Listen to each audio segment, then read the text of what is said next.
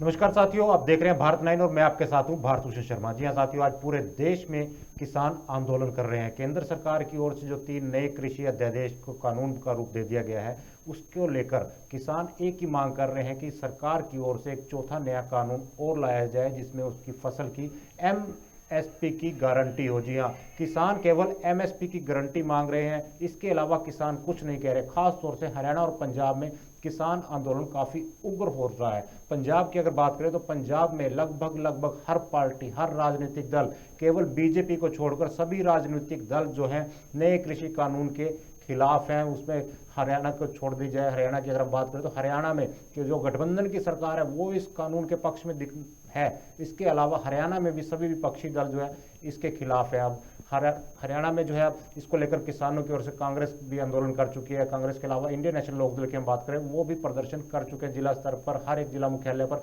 इनेलो की ओर से भी प्रदर्शन किए गए हैं। जी हाँ, अब इस किसान आंदोलन को लेकर कांग्रेस के पूर्व राष्ट्रीय अध्यक्ष और सांसद राहुल गांधी भी मैदान में उतर पड़े हैं।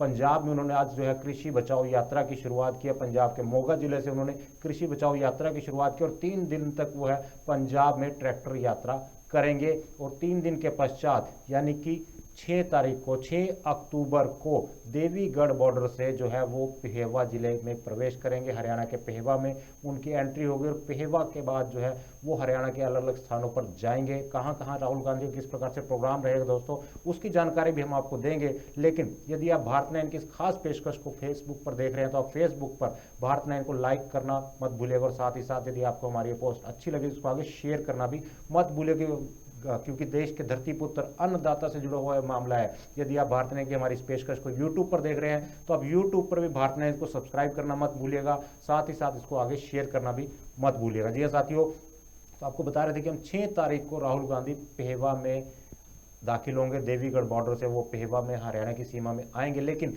राहुल के दौरे को लेकर हरियाणा में सियासत जो है वो शुरू हो गई है।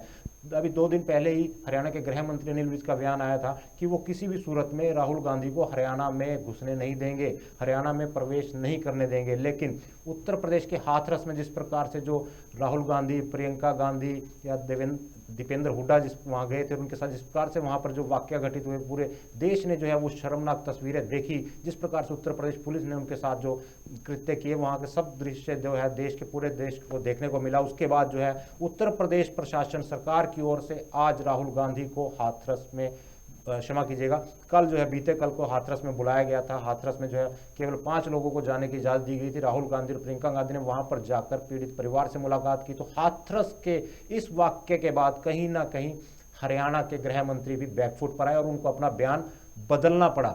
अब हरियाणा के गृह मंत्री ने जो है इसको राहुल गांधी के दौरे को लेकर नया बयान दिया है। हरियाणा के गृह मंत्री अनिल विज ने कहा है कि हरियाणा में आपदा प्रबंधन कानून लागू है।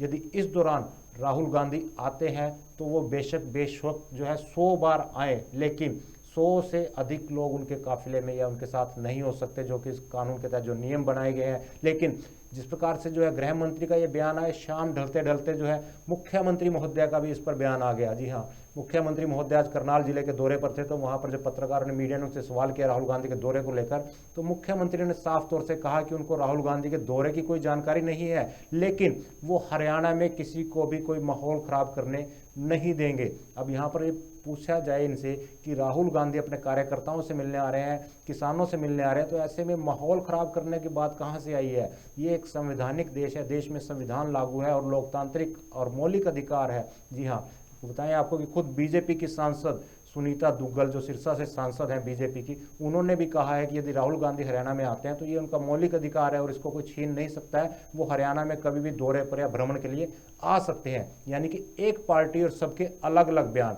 पहले गृह मंत्री उनको ना आने देने की बात कहते हैं, बाद में वो कहते हैं कि हरियाणा में आपदा प्रबंधन कानून लागू है, यदि ऐसे में राहुल गांधी 100 बार आना चाहते हैं तो वो आ सकते हैं। मुख्यमंत्री कहते हैं कि हरियाणा का माहौल बिगाड़ने किसी को अनुमति नहीं दी जाएगी। बीजेपी की सांसद सुनीता दुग्गल कहते हैं कि राहुल गांधी का हरियाणा में दौरे पर आना या हरियाणा में भ्रमण पर आना उनका मौलिक अधिकार है। आप समझ सकते हैं किस प्रकार की बयानबाजी। एक ही पार्टी है, एक ही राजनीतिक दल है, हर इसी का अलग अलग बयान। जी हाँ, किसानों का मुद्दा यानी कि 6 तारीख को राहुल गांधी जब हरियाणा में आएंगे और उसी दिन 6 तारीख को किसान संगठनों की ओर से सिरसा में भी महापंचायत बुलाई गई है, जिसमें कई राजनीतिक लोग भी शामिल होंगे। ऐसे में सिरसा के बाद जो महापंचायत वहां पर होगी, वहां पर जो है एक फैसला लिया जा सकता है किसान संगठनों की ओर से कि आगे आंदोलन को किस प्रकार से रूपरेखा दी जाए। क्योंकि पंजाब में लगातार किसान जो रेल की पटरियों पर बैठे हैं, धरना दिए हुए हैं, जाम किए हुए हैं। पंजाब से गुजरने वाली लगभग हर एक ट्रेन को कैंसिल कर दिया गया। हालांकि अभी ट्रेनें जो बहुत कम संख्या में चल रही है, लेकिन जो ट्रेन पंजाब से होकर जा रही थी उनको भी रद्द कर दिया गया। रेलवे की ओर से इस प्रकार की जो है नोटिफिकेशन जो है पहले ही जारी कर दी गई थी। आज फिर जो है अंबाला डिवीजन की ओर से इस बारे में नोटिफिकेशन जारी की गई है। तो ऐसे में अब हरियाणा का किसान भी काफी उग्र नजर आ रहा है, क्योंकि सरकार इस बिल, इन कानूनों को लेकर जो है वो झुकती हुई नजर नहीं आ रही है। सरकार का ये कहना है कि एमएसपी बना रहेगा, लेकिन किसान इस चीज की गारंटी मांग रहा है कि आप एमएसपी की गारंटी तो दे दीजिए लिखित में। यदि सरकार केवल मौखिक रूप से कह रही है, यदि एमएसपी की सरकार को इतनी श्योरिटी है कि एमएसपी बना रहेगा, तो वो इस चीज की गारंटी क्यों नहीं एक और बिल ले आती सरकार इस बारे में? क्यों नहीं एक अध्यादेश और पारित करके किसान को उसकी फसल का एमएसपी यानी कि न्यूनतम समर्थन मूल्य की गारंटी किसान को तो मिल जाए। जी हाँ, लेकिन ऐसा होता नजर नहीं आ रहा। आपको बताएं कि इस प्रकार का कानून 2006 में बिहार में लागू हुआ था, और आप समझ सकते हैं कि बिहार का जमींदार अब हरियाणा पंजाब में मजदूरी करने के लिए आता है। यदि ये कानून इतना ही प्रभावशाली है तो बिहार के जमींदार को, जो वहां पर 4 एकड़ का जमींदार है, वो हरियाणा पंजाब के 2 एकड़ के जमींदार के पास मजदूरी, किसान के पास मजदूरी करने आ रहा है उसके खेत में। समझिए इस हालात को। यदि वहां के किसान की जो वार्षिक आय की हम बात करें, तकरीबन 44,000 रुपए है, मात्र 44,000 रुपए वहां के बिहार के किसान की वार्षिक आय, सालाना इनकम जो है वो मात्र 44,000 रुपए। यदि हम हरियाणा की बात करें तो हरियाणा के किसान की सालाना इनकम तकरीबन 1.5 लाख रुपए है, और पंजाब की बात करें तो पंजाब के किसान की सालाना इनकम तकरीबन 2,17,000 रुपए है। तो आप समझ सकते हैं कि देश में केवल हरियाणा और पंजाब ही 2 ऐसे कृषि प्रधान राज्य हैं जहां के किसान की आय, खेती की जो करके उसकी आय होती है वो सबसे ज्यादा है। तो आप समझ सकते हैं, बिहार का उदाहरण दिया जा रहा है कि नीतीश कुमार जी ने वहां पर उसको लागू किया था, वहां का किसान खुशहाल है। अरे भाई, किसान खुशहाल है तो वो हरियाणा पंजाब में क्यों मजदूरी करने के लिए आ रहा है? क्यों नहीं वहां की मंडियों में किसानों का धान खरीदा जा रहा है? क्यों बिहार का किसान दूसरे स्थानों पर अपना धान बेचने जा रहा है? इन सब सवालों के जवाब हैं। क्या मोदी सरकार हरियाणा और पंजाब का हाल भी बिहार की तरह करना चाहती है? हरियाणा और पंजाब जो खुशहाल है, कृषि प्रधान देश है, देश में अग्रणी राज्य माने जाते हैं कृषि को लेकर,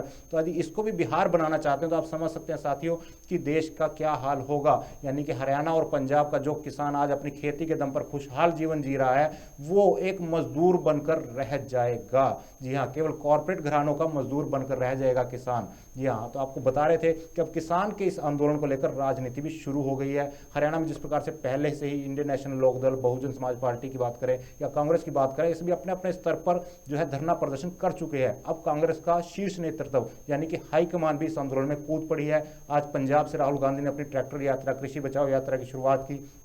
6 तारीख को राहुल गांधी पेहवा में जनसभा को करेंगे, उसके बाद वो शाम को, रात में की बात की जाए तो रात में कुरुक्षेत्र में स्टे करेंगे, और 7 तारीख की सुबह वो पीपली अनाज मंडी से अपनी यात्रा की शुरुआत करेंगे जो नीलोखेड़ी तक जाएगी, और नीलोखेड़ी के बाद वो करनाल तक जाएंगे। फिलहाल हरियाणा में 3 दिन का राहुल गांधी का प्रोग्राम था, लेकिन आज जिस प्रकार से कांग्रेस की मीटिंग दिल्ली में हुई, कांग्रेस के सभी प्रमुख नेता वहां पर शामिल हुए, विधायक, पूर्व विधायक सभी जो है दिल्ली में इकट्ठा हुए, तो राहुल गांधी के कार्यक्रम को अंतिम रूप दिया गया। तो हरियाणा में केवल राहुल गांधी का 2 दिन का कार्यक्रम रहेगा। तो ऐसे में सबकी नजर ये बनी हुई है कि 6 तारीख को राहुल गांधी हरियाणा में आते हैं, और 6 तारीख को ही सिरसा में किसान संगठनों की महापंचायत है। ऐसे में किस प्रकार से जो है एक आंदोलन, नया आंदोलन होने वाला है, उस चीज की जानकारी भी दोस्तों हम आपको पल पल देंगे, और राहुल गांधी के दौरे की हर एक चीज की, हरियाणा की हर एक पल पल की अपडेट आपको जिस समय राहुल गांधी हरियाणा के पेहवा में पहुंचेंगे, वहां से उनके जब तक वो हरियाणा में रहेंगे, एक एक चीज की जानकारी आपको देंगे। साथ ही किसान आंदोलन से जुड़ी हुई जानकारी भी आपको देंगे। ये आपको बता दें कि भारतीय किसान यूनियन के नेता गुरनाम सिंह चढ़ूनी ने एक और वीडियो जारी किया, उसमें उन्होंने कहा कि यदि खेत जो किसान की फसल की धान की बात की जाए, धान की यदि जो है मंडियों में खरीद नहीं हो रही है, तो वहां पर जो किसान है वो वहां के अधिकारियों को बंधक बना लें। जी हाँ, आप समझ सकते किसान कितना परेशान है। हमने 2 दिन पहले भी आपको एक वीडियो भी दिखाया था, उसमें बताया था कि ना तो किसान की धान की फसल की सही प्रकार से खरीद हो रही है, मॉइस्चर का यानी कि नमी का बहाना बनाकर जो है अधिकारी खरीद नहीं रहे हैं, जबकि सरकार की ओर से जो दावा किया जा रहा है कि हम जो है 19% तक की, 20% तक की नमी